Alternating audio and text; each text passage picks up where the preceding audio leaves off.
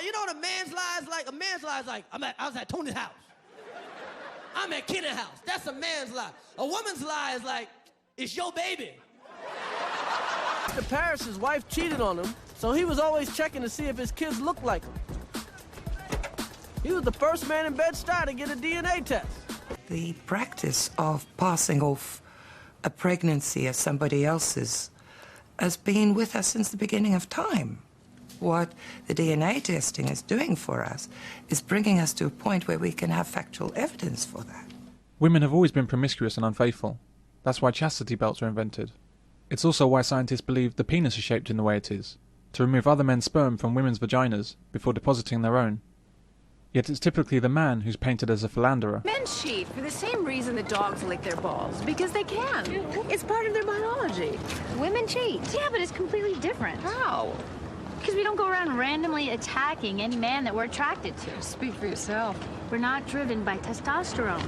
When women are unfaithful, it tends to be without the use of protection, which makes the whole thing even worse for the man. And Susan admits she's not sure her husband Nick is the father of her baby. Now, if not, the father could be the man she met on the way to the chip shop after a rare night out on the town. However, the prevalence of paternity fraud is much greater than most people realise. Approximately between 10 and 12% we prove that the man who we test is not the father of the child. On average, 1 in 10 children are not fathered by the man that appears on their birth certificate. But that figure fluctuates depending on which socioeconomic group you're in. So it goes down to about 1% of children in higher socioeconomic groups, and it can go up to about as high as 30% of children in lower socioeconomic groups. In the US, about 10 million kids are being raised by men that think they're the fathers but are not. And in Britain, the figure's believed to be around 1 million children. That means 1 in 20 children, or 1 in every class at school, is not fathered by the man who thinks he's the dad. Look, if I was a man, and my wife has been on a trip to New York and she comes back and 6 months later she's pregnant, I'm going to DNA test. There is a presumption in law that husbands are the fathers of children. That's the great presumption of British law. But I think when there's been any kind of anonymous research, statistically, it's incredibly striking. It's quite striking how many husbands are not the biological fathers of their children. And if you had a law where every mother was forced to tell, it could be a big can of worms, that. Robin Baker, a biological psychologist, has studied paternity fraud and its effects. He found that it was a common occurrence and was demonstrably poisonous to family structure and the health and upbringing of children. This is a great opportunity for us, Peter. What about Reese, huh? You ever think about that? I mean, you want to take him away from his father? You may not even be his father. What? He might not be yours. There was somebody else. It was just casual, and then there was you. It has to be the ultimate betrayal a woman can commit against a man, which is then compounded by years of her lying, which can only be described as deeply evil. But I don't know what's worse. That she's always known, or she's just doing this to get Reese. Well, I got a paternity test. I haven't taken it yet. How long does it take? I don't know. I don't know that I'm going to do it. You have to. What if I'm not his father, huh? It goes back to thinking about why families break down, or more generally, why would individuals be unsatisfied with their partners? Often a man may suspect that a child is not his, but not be certain of it. A few years later, we were having our first child from my own personal seed. There he was, Earl Jr.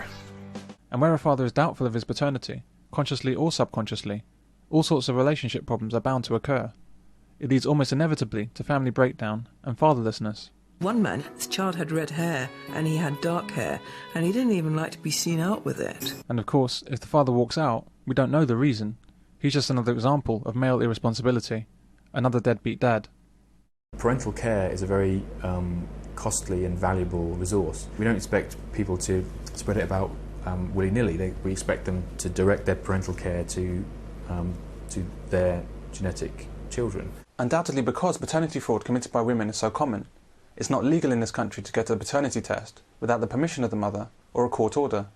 As well as having the consent of the mother, We also need the child's consent if the child is considered to be Gillick competent, or we use whether a child is at secondary age as some sort of guide as to whether they're competent. So, and it's got to be informed consent, so they must know why they're doing it, and they must know about the confidentiality of the process.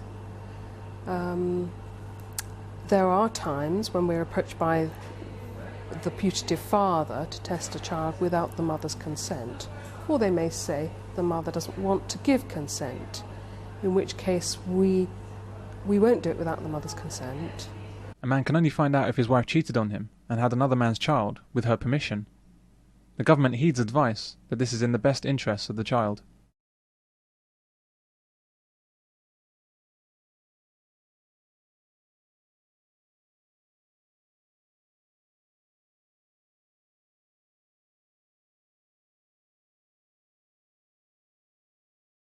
Why do you require consent from all three parties? Why? Yeah. What are the issues involved in making sure that everyone agrees? It's a terribly important process.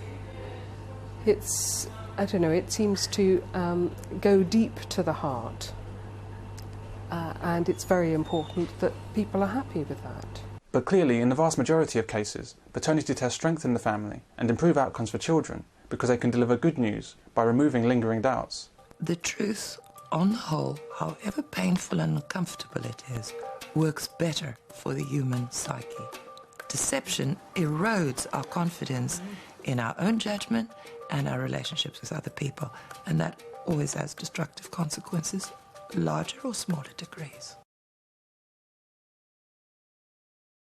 No man ever knows for sure on leaving hospital with his wife and new child that the baby is his. If women were forced to endure this lack of certainty, they'll complain loudly about this terrible abuse of their rights. With such high rates of paternity fraud, DNA testing should be mandatory on the birth of a child, so that men can have the same certainty of parenthood that women enjoy.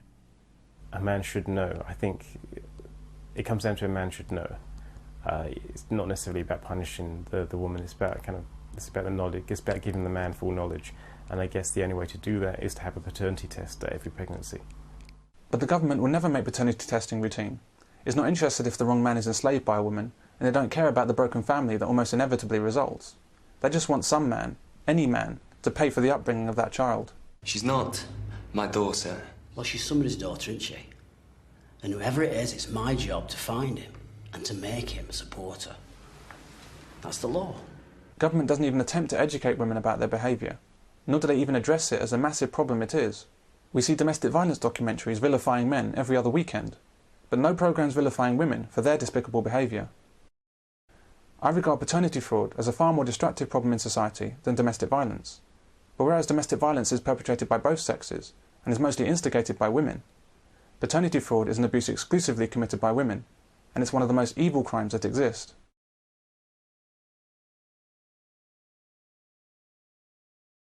Domestic violence can occur as an understandable loss of control by a man or a woman. But paternity fraud is different. It is calculated abuse of a man for years on end. She lies and cheats him emotionally and financially. She's completely selfish, with no concern for the man or the child. But have you ever seen a news item about the men and children suffering due to paternity fraud? Ever seen a London Underground poster chastising women about it? Ever heard a government minister or police officer tell us about the steps they're taking to tackle paternity fraud? Where is our paternity fraud bill to go with the domestic violence bill? Society much prefers to concentrate on crimes where men can be singled out, even when those same crimes are committed by women. The issue of paternity is accepted as being hugely important, but everyone seems concerned only with children's rights and women's rights. Men's rights are ignored. Do you think that paternity testing may be performed at birth as a standard practice in the future? I wouldn't have thought so. I think because it is so deeply important, people will feel that it was an infringement of their rights. I can't see that anybody would be happy with that. What I think she means is that she can't see how any woman would be happy with that.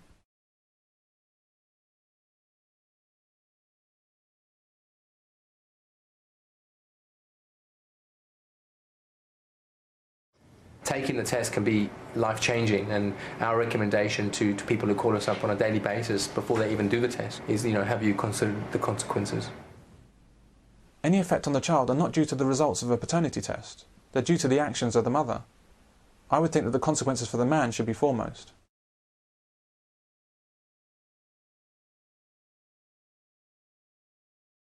But why is he not paying? I would pay even less, £0 a week, for a child that I thought wasn't mine.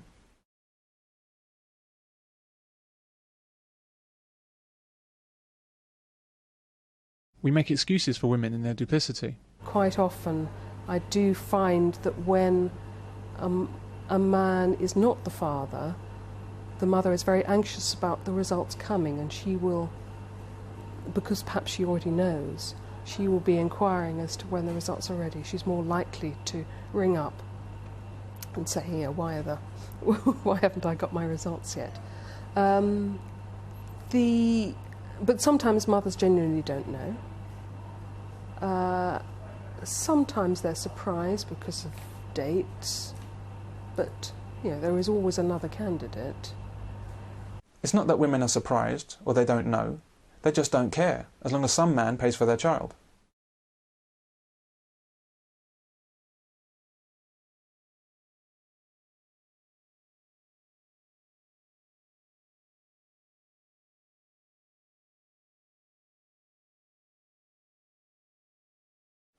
Any woman that dupes a man into raising a child that he thinks is his is an evil, sadistic con artist.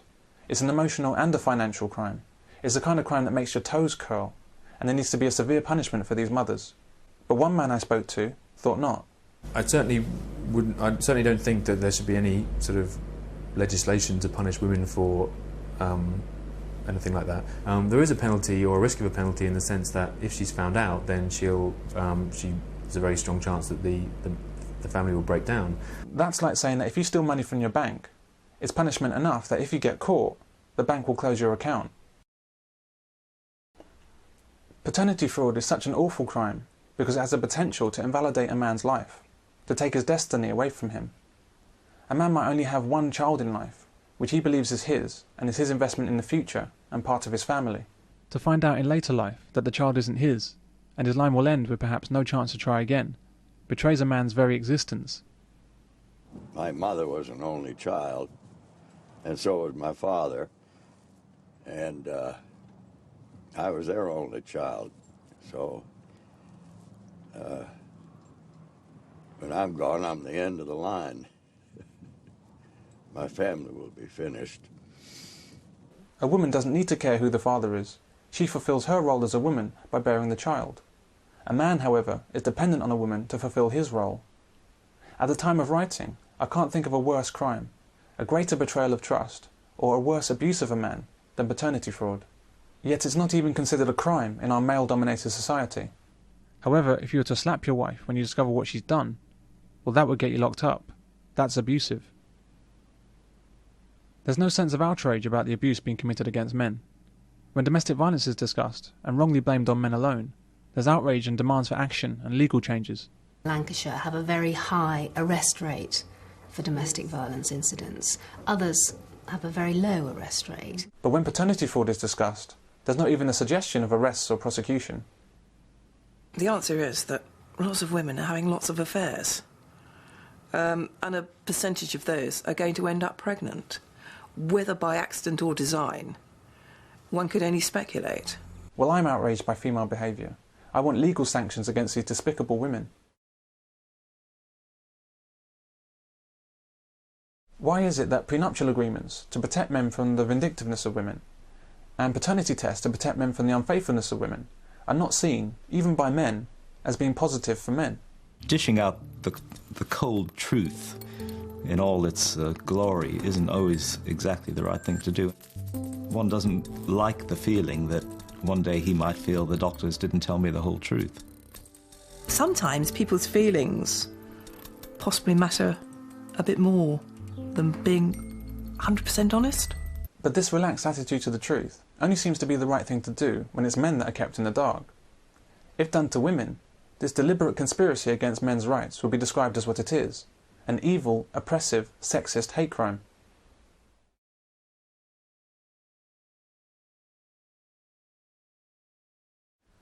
Almost every man I've spoken to about this sees this as a negative issue of trust in the relationship. It's a bad thing for a man to seek a paternity test or a prenup. One of the things that makes marriages work is sort of not just, it's kind of mutual interest and trust. And if you have all these devices if you're constantly double checking everything your partner does, that could be corrosive of trust as being one of the main ways that keeps people together. So you might think, oh, on the one hand, that would have the following obvious benefits of everyone knowing what's going on, but it might have more sort of deeper bad consequences of just... It's the same kind of argument people make about nuptial agreements, that a marriage contract, in principle, on paper it looks okay, but if it is an indication of, or a cause of, lack of trust between the partners, then that's not a good sign of a steady and successful marriage. I think that this shows just how thoroughly the psychology of men is suppressed in our society. The very idea of having a paternity test is defined by how she might feel, how the kid might feel, what it means for the relationship, what it means for trust, etc., etc. It seems that men will not demand fair rights, whereas women won't shut up about them. But I also think women should have a right to choose, and they should have a right to control their body, and that they should have an alternative, something that's safe. Let me understand it, though. Can I understand it? Why should a man have to keep himself ignorant and vulnerable in order to have a trustful relationship, when women make no equivalent sacrifice?